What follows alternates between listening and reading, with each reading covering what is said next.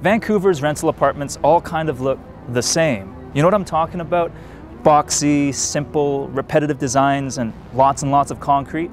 Well, I'll be honest with you, I don't really like these apartments. And it's not because of their looks. It's because they could be making Vancouver very unaffordable.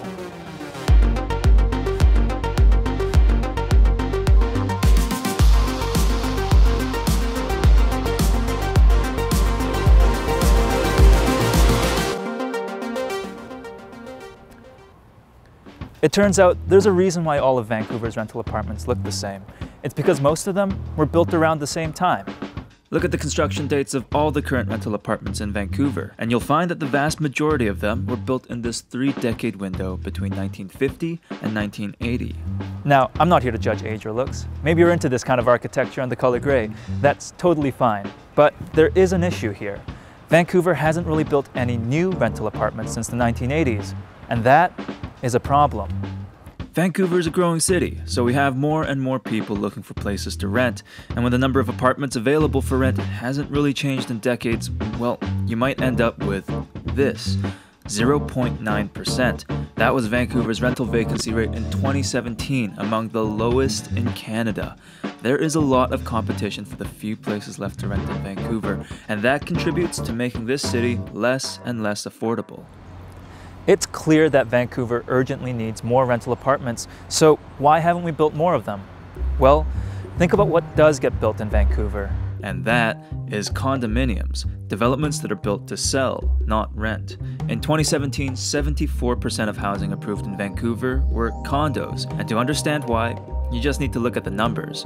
A report for the City of Vancouver studied this issue, and its findings suggest that developers can earn between 30 to 50% more revenue from building condominiums rather than rental apartments.